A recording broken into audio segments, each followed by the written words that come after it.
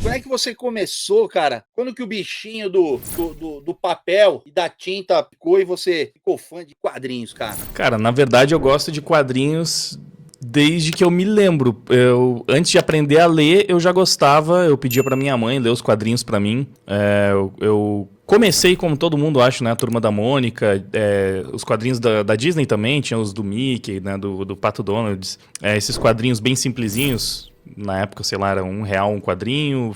Era bom pra ir pegando até, desenvolvendo a leitura. Só que eu já gostava do Homem-Aranha, porque eu sou de 92. Então, eu cresci com aquele desenho, animação dos anos 90 do Homem-Aranha passando na televisão. E o meu tio, ele também gostava muito de super-herói e do Homem-Aranha, especialmente. Então, ele tinha alguns quadrinhos do Homem-Aranha, dos formatinhos, da Abril ainda, né? E, às vezes, eu pegava também pra ler, porque eu já tinha o hábito de ler quadrinho. Então, eu não entendia muito bem a diferença, né?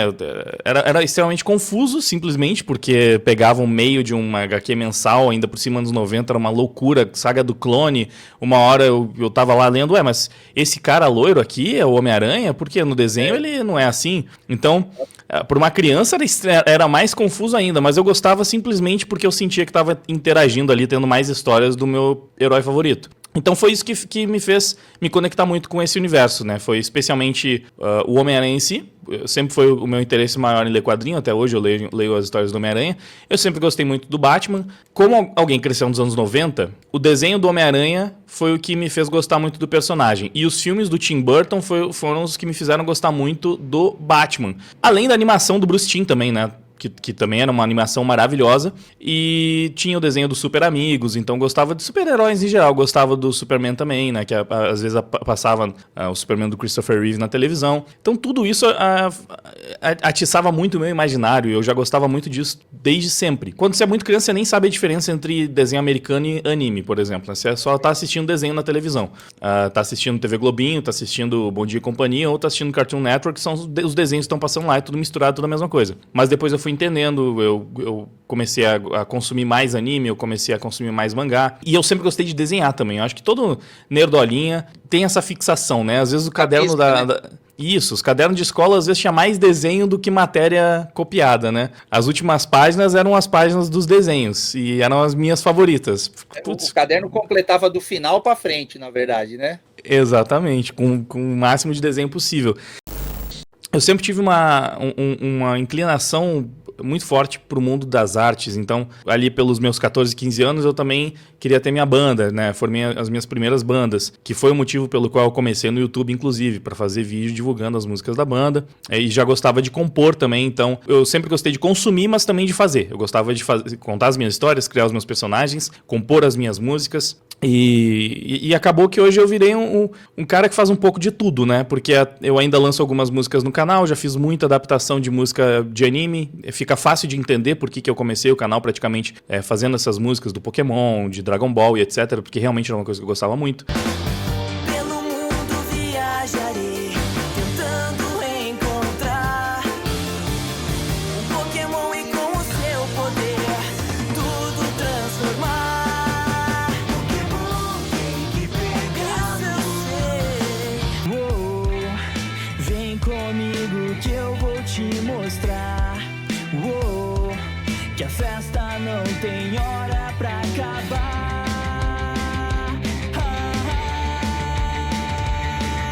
Não vou te deixar parada, nunca vai ficar cansada enquanto eu estiver aqui.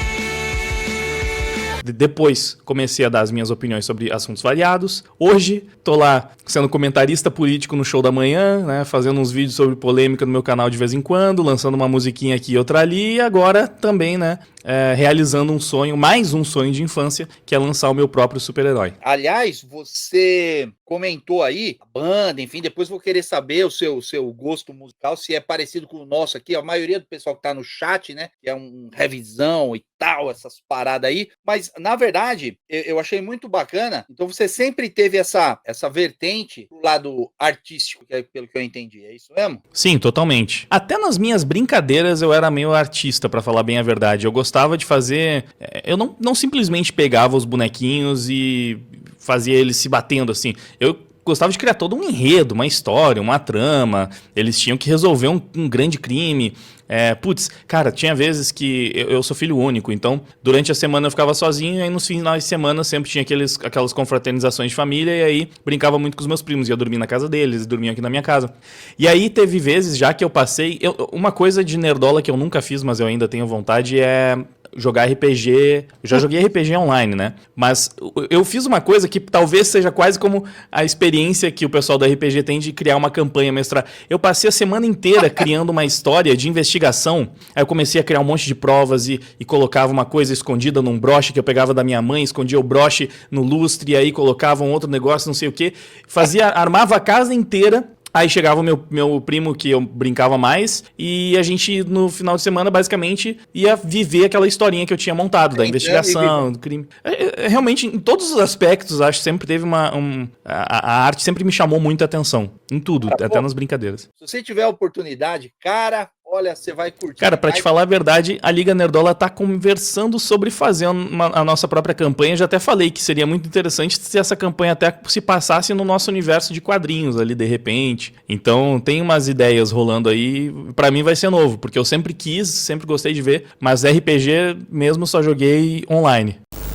Bom, vamos começar a entrar, então, especificamente, a gente vai começar a falar agora o Nerdola Verso, o Nerdola Comics, né, os quadrinhos da galera da Liga Nerdola. O Elvis e o Tony, quando tiveram aqui, eles comentaram, na verdade, eles jogaram a culpa em cima de você. Ele falou que você é que começou a amarrar isso aí, que você ficava, não, pô, vamos fazer, eu já tenho aqui projeto e tal. Quando que começou a nascer na sua cabeça o Dante, cara? É um personagem, porque eu entrevisto bastante autores aqui, e hoje eu tô te entrevistando como um criador, né, de personagem. Muitos deles falam assim, o personagem que eu tinha já desde garoto, enfim, e eu desenvolvendo. Como é que se deu isso pra você? Quando é que o Dante começou a se formar na sua cabeça, cara? Não foi um personagem que eu trabalho já há muitos anos, não. Na verdade, a ideia do Dante foi um tanto recente. Eu já fiz muitos personagens quando pequeno. No caso do Dante,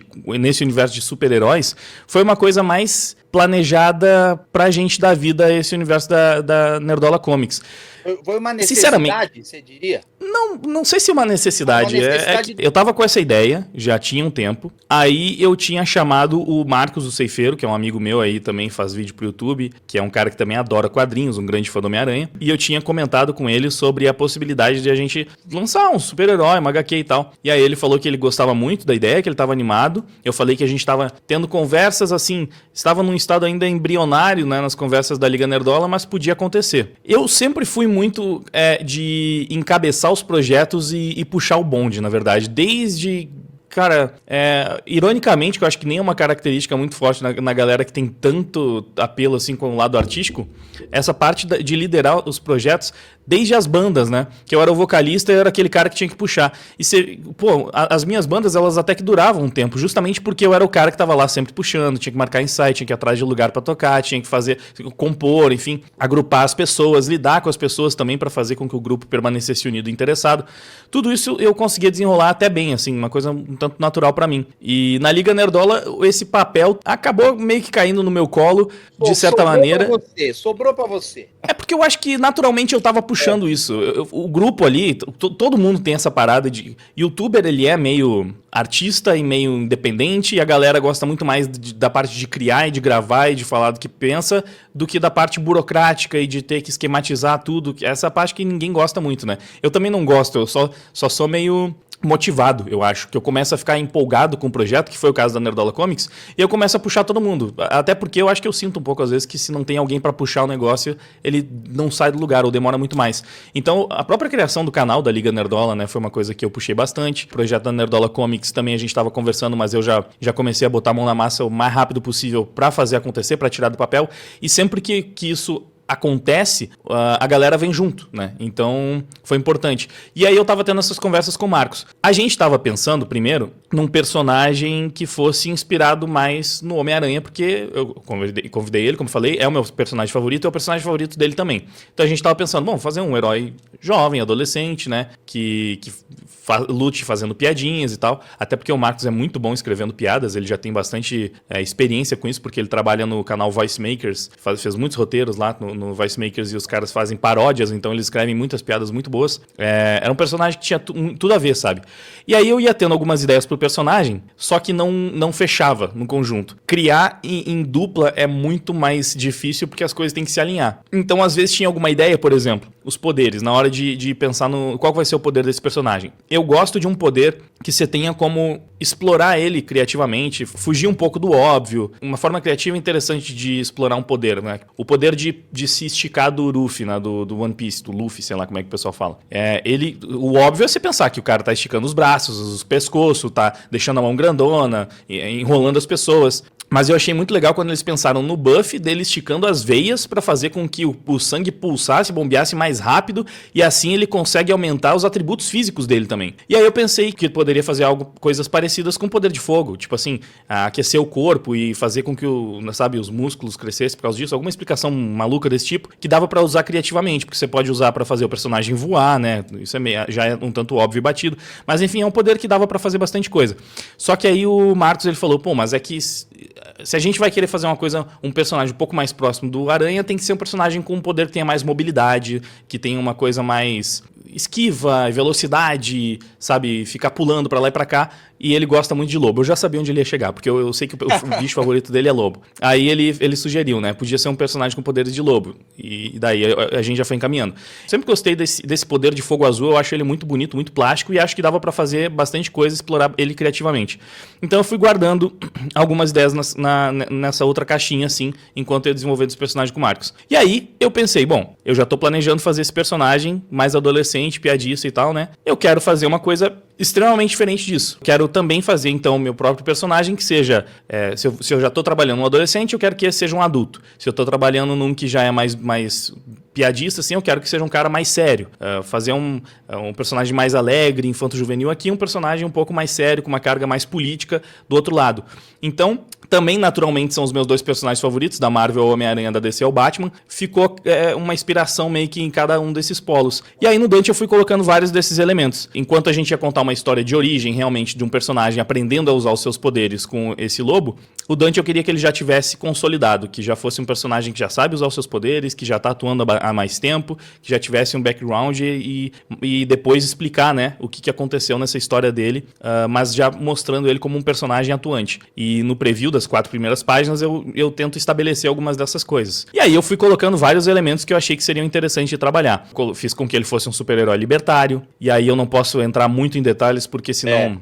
são os spoilers mais pesados, mas cara, isso vai ser uma parada muito importante e específica do personagem, que tem todo um desenvolvimento nessa primeira história já, pra mostrar como ele coloca em prática essa sua convicção, essa sua visão de mundo. E acabou que ficou com muitos elementos muito únicos, apesar de ter as referências, as inspirações, acho que isso é bem natural, né? Todo mundo tem as suas inspirações. Eu também fiz com que ele se distanciasse e, no fim das contas, hoje em dia tem muitos assuntos que viraram tabu, que as grandes editoras não trabalham. A gente tem muito espaço para trabalhar coisas que acabam sendo inéditas por descaso mesmo. Exatamente. Então, isso é o que eu quis fazer com o Dante. O Dante é um personagem só meu mesmo, eu fiz ele focando mais em algumas coisas que eu já estava querendo trabalhar. Apesar de ter sido criado não há tanto tempo, porque... não é um personagem, né, que eu trago desde a infância, mas que eu comecei a desenvolver já pensando nesse universo da Nerdola Comics, eu obviamente também coloquei ali muitas coisas que eu já penso há bastante tempo, que eu já gosto. Tem como todo personagem que você cria, tem muito de mim, né, na criação. Então são elementos, mas o conjunto da obra ele é mais recente. Não se inscreveu ainda? Tá perdendo tempo, se inscreve agora! E eu deixo, dicas de vídeos mais antigos do canal, me ajuda aí. Assista um desses vídeos, deixa um like lá também. Sem mais delongas, fui!